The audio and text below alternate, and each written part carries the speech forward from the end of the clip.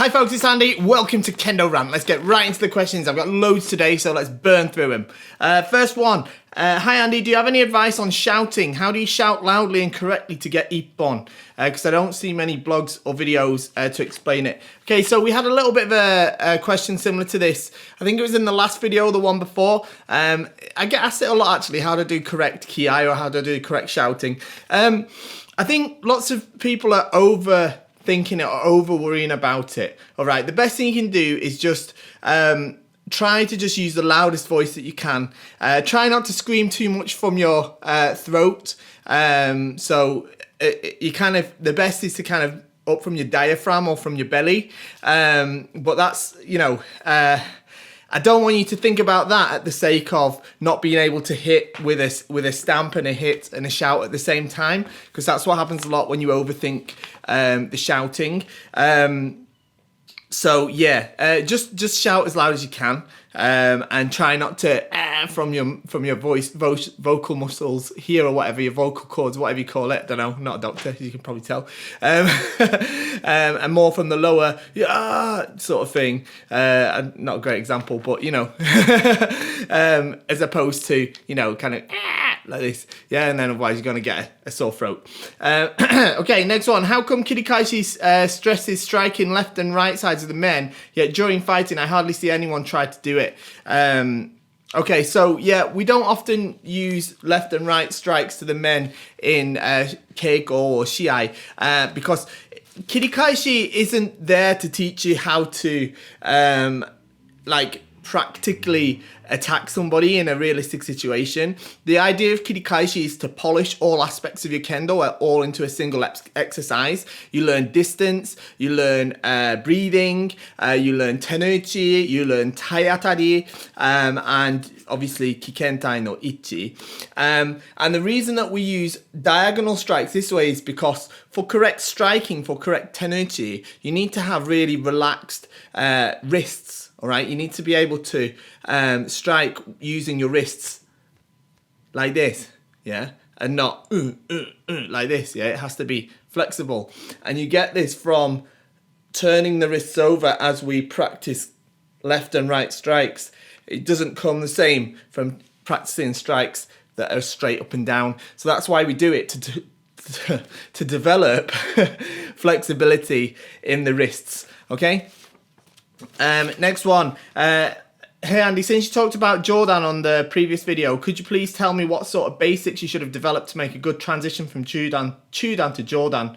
And how do you know if someone is ready to try Jordan? So in the last video we talked about whether it was like frowned upon to do Jordan in gradings. And what I said is that it's not so much that it's frowned upon, it's just harder to demonstrate the things you need to demonstrate to pass a grading whilst doing Jordan than it is whilst doing Chudan. Look, what I think you need to be able to make strikes from Chudan that meet the criteria of Yuko Datotsu, which is easier said than done. That means you need to make strikes that are with Kikentai no Ichi. And if you can do that, well, then I think it's okay to consider Jordan if that's appropriate for you.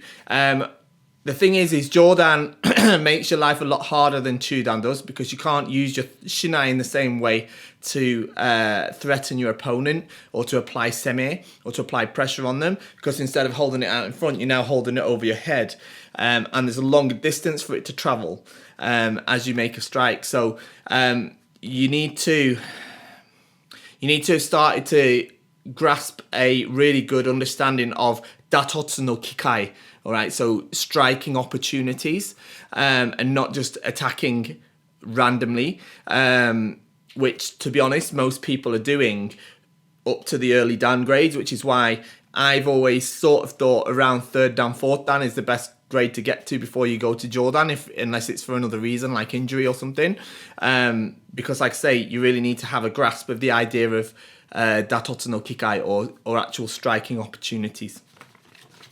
Okay, next set of questions, and there's quite a lot of them. I've got 2 pages of them. Are all from the early access group. Okay, there's a couple that I missed out last week, and there's plenty from today because I did pop a little note in there saying that I was going to do a Kendo rant today. So everyone's filled that with questions, which is great. So let's get straight to them. How do you plan to release the Zero to Shodan series? How many episodes will it be, and how often will you release them? I can't really answer that, to be honest, right now. I'm really happy with how positive the first episode of Zero to Shodan has been received, though. So there definitely will be follow-up episodes, episode 2 and so on. I don't know exactly how many episodes there will be. I have filmed a good deal of content that will last several more episodes, and I may continue after that. To film more, but actually I think I've pretty much already filmed enough for the Zero to Shodan topic. However, there's an awful lot of editing and processing that goes into the production of each episode of Zero to Shodan. I haven't recorded all of the voiceover work on it. I've just filmed the actual footage in the dojo. So that still needs all breaking up into the correct episodes, sorting out into good examples, bad examples. It needs the voiceovers recording. It needs all editing, putting together, little bits of writing on the screen and stuff like that. And it all takes a lot of time. I can't say again exactly. I haven't planned exactly this one's for this episode or that episode. I kind of make it up as I go along a little bit, really, to be honest. But we'll see. I'm doing my best to get them out as fast as I can, though. All right, but thank you for your support on it. Okay, it's super hot today. I really appreciate your take and interpretation on the dualist. I'd really appreciate your take and interpretation of the dualism between Katsujinken and Setsuninto. How do you incorporate those into your practice? Yeah, okay. That's a pretty deep question, right? So I've got this book with me. This is the Japanese English Dictionary of Kendo. You can get it on KendoStar if you don't have it already. It's a fantastic book, all right? And I'm going to look at it in here because this talks about that specifically in the context of Kendo, all right? So just to preface that, the idea of Katsuninken and Setsuninken, is it? Setsuninto, sorry. They're originally from Kenjutsu, and the concept does exist and does apply to Kendo, but it's not something that's often talked about or you see much about.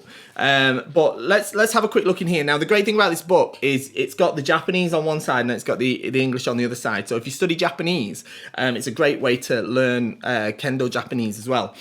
So it says, Katsuninken. This term originated in the Zen expression Setsunin to Katsuninken, brackets, sword of death, sword of life. When instructing students of Zen, a priest likens the sword to aspects of life and death.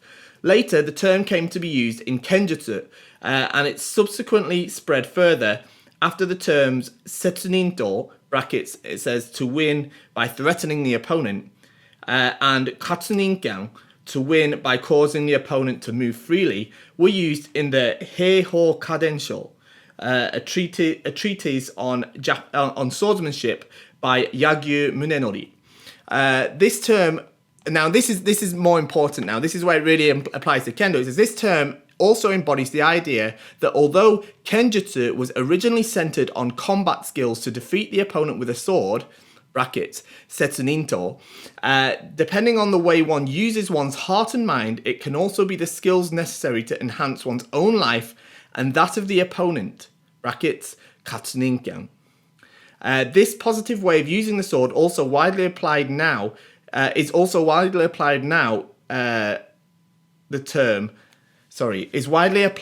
as the term Katsuninken expresses the ultimate purpose of Kendo. So, basically, Setsuninto is the actual, the killing sword, we could call it. So, in terms of Kendo, it's about the actual act of engaging somebody with your shinai and making strikes that are successful. Whereas the Katsuninken is like a sword of life, it calls it in this book here, and it means where it's more about how in Kendo, this is how I've always talked about how Kendo isn't about sword fighting, right? Kendo is about self-improvement through rigorous training with an opponent. And you test yourself in lots of ways by practicing the techniques you've polished through Keiko against an active and live opponent.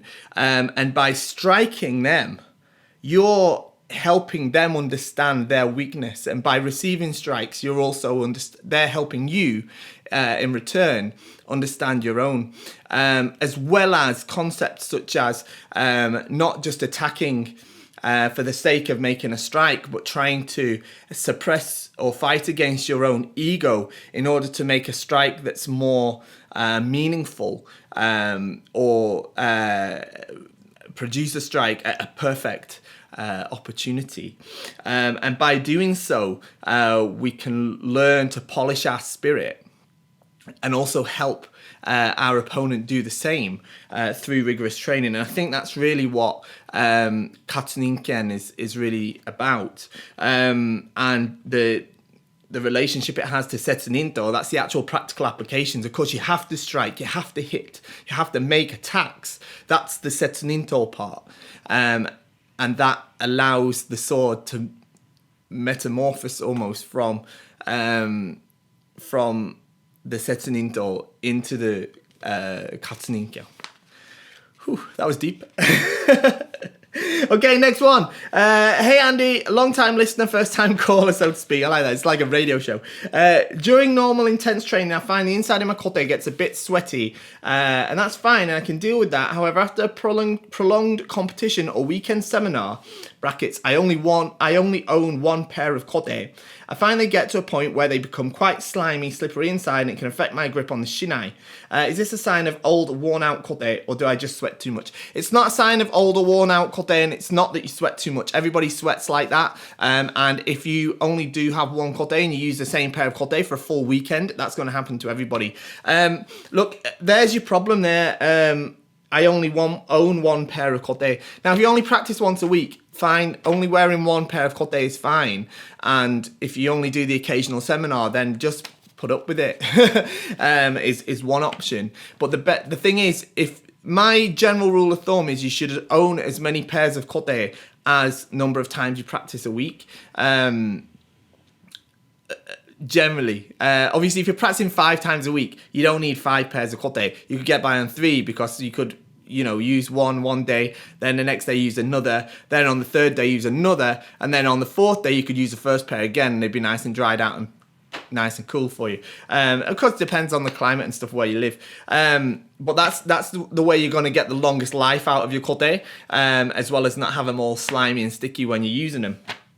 But if you're practicing more than once a week, you definitely need a second pair of kote.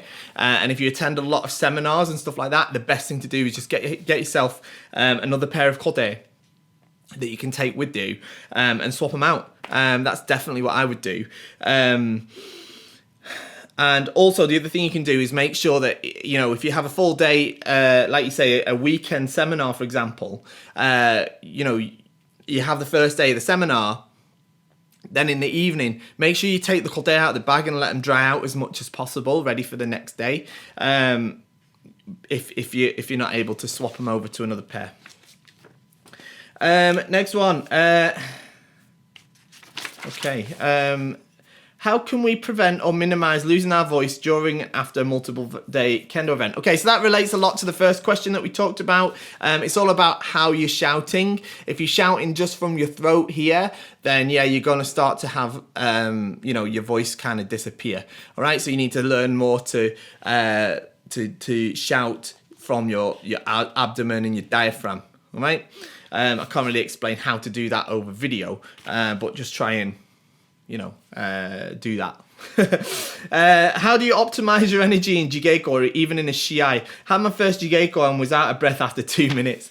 This happens to everybody, don't worry. Everybody's out of breath after 2 minutes of their first ever Jigeko. What happens is the first time when you first do Jigeko, or when you're kind of new to doing Jigeko, you're doing it the first few months of doing it, or even the first few years, you tend to get really tense. and you really get excited, and suddenly you're fighting and you're trying to make as many hits as you can, as opposed to trying to make hits at the correct opportunity and trying to stay relaxed and try and stick to doing what you were practicing when you were doing your kihon or your kirikaishi, in terms of doing correct strikes. And that's what makes you more tired, because all of a sudden you're trying to hit as much as you can or something. Also, it's that your body's not used to moving in that way when it's put under that kind of pressure.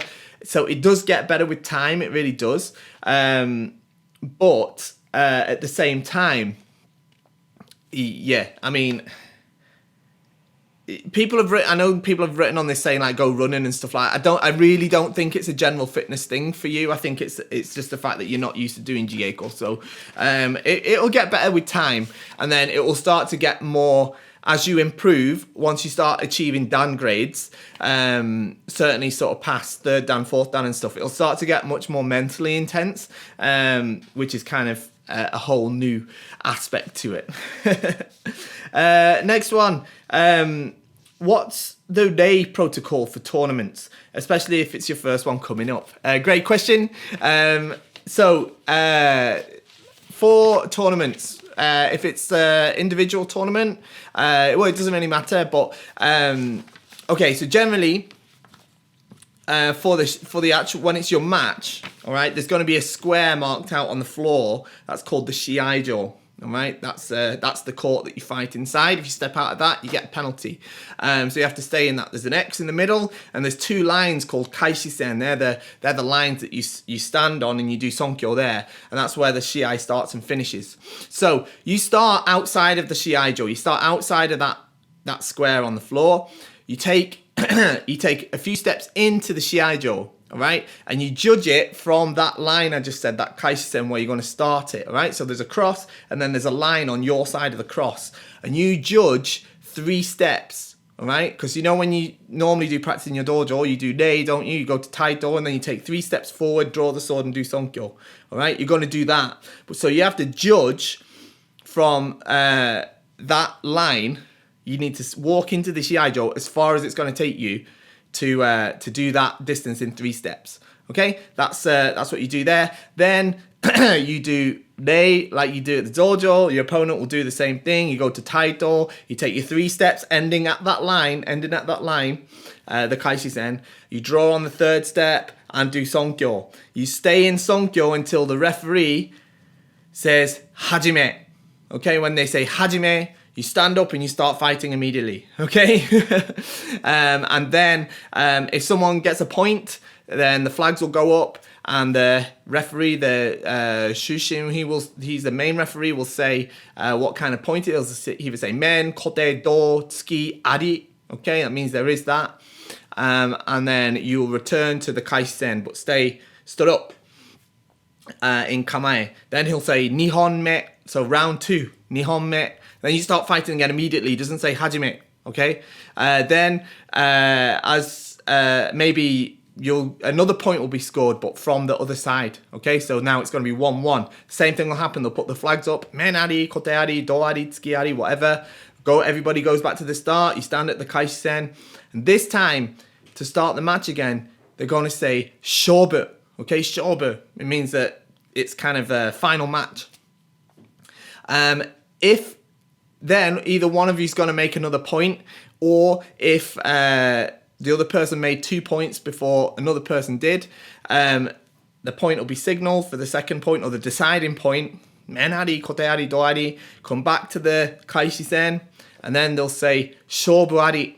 Shobu ari. Shobu ari means that's it, decided. Okay. Then you do sonkyo, as they say shobu ari. You do after they say it. They say shobu ari, and then you do sonkyo. Then stand up in taito, of course. Do your 5 steps back, down to sageto, rei, and then you walk backwards out of the shiaijo. You don't turn around and turn your back to your opponent whilst you're still in the shiaijo. Okay, you walk straight out, backwards. Okay, there's a couple of other points you need to remember, which we'll talk about right now. So the first one would be if you are in Super Zeriai for a long time, when you're in the close distance and the referees want to separate you, they'll hold the flags out in front like this and they'll shout, wakare. That means separate. And you have to separate all the way to a far distance, all right, so that the shinai aren't touching. okay? And you just separate straight back from there. You don't stop and go back to the line. You separate from where you are, straight back, okay? And the game's still going on there, right? So don't touch your shinai or anything. When they say wakare, you straight back, okay? If any other time in the shiai they want to stop it, they'll hold the flag straight up in the air like this, and they'll shout yame, okay? Means stop. Obviously, you should know by now. And if they do that, then you go back to the kaisen that you started from, okay? You stand there. If they want to have a chat about something, the referees, maybe there's something they've noticed and they want to confer with each other, they'll have what's called a gogi. It's like a meeting.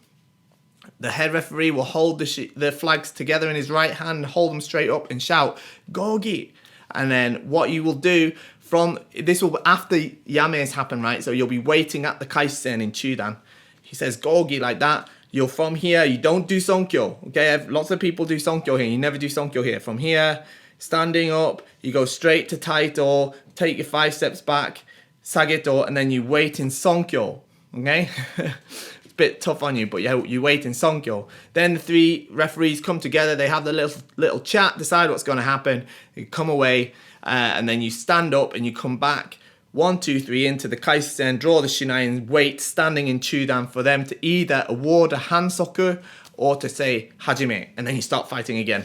Okay, I think that's pretty much it. For the rest, look to your senpai on the day. Okay, next one. I have a question about how to bring the left leg immediately with the right leg when you strike. I don't know the naming of the term in Japanese. Also, I have a question about how you move your left leg when you apply semi. Okay, so the name of what you're talking about is called hikitsuke or hikitsuke ashi. So it's when you bring the left foot right up quickly together with the right foot. And that must happen, all right? When you do fumikomi, you stamp and the left foot must come quickly so that you can move quickly after you make a strike. And if you can't do a good strike immediately from Chudan with good hikitsuke, then your Chudan is a problem, all right? You need to fix the way you have your left leg sorted in your Chudan. And it says how to move your left leg when you apply semi. You don't move your left leg when you apply semi. That's the fact, all right? Generally, anyway. Generally, you don't want to move your left leg when you apply semi. You get to your cutting distance. Once you've already in your cutting distance, then you don't want to move your left leg, all right? You pressure with your shinai, and maybe with your right leg, you can push your right leg out, all right? But then your left leg stays where it is. As your right foot comes forward, and then men or kote or do or whatever. There's a really great video on the Kendo Show. If you type the Kendo Show Seme into YouTube, watch the video that I put up on Seme. I talk all about how to use your feet when applying Seme. Out of curiosity, do you or any other practitioner on here, Iaido not included since the answer is obvious, own a real katana? So do I own a real katana? So I did sort of go on here, I did comment on here and said, what do you mean by a real katana? And he said like a real one that can cut, so like a shinken. So with that being said, yeah, I don't have one. Next question. What's the best way that as a new kendoka I can develop good tenouchi? Every time I throw a men strike, I feel like the weight of the shinai is dragging everything away from good form. All right, so basically, you'll develop good tenouchi with practice. You need to practice suburi and you need to practice kirikaishi. But definitely watch the video that I put out about practicing suburi at home, because I talk about how to make sure you're going to develop your tenouchi properly in that video. But you must make sure that as you swing the shinai, you obviously are trying to swing it as much as possible with the left hand, not using the right hand. And what lots of people make the mistake of doing is they use their elbows too much, all right? Like this, this kind of cutting. And this is incorrect, all right? This won't allow you to have correct tenouchi. Or they don't use their wrists or elbows at all and just bash like this. So of course that's not gonna help either, all right? You need to, from Chudan, lift straight up, down, and then at the end, squeeze, up, down, squeeze, up, down, squeeze, squeeze here, squeeze, squeeze, squeeze, squeeze, squeeze. You need to have this image in your head, all right?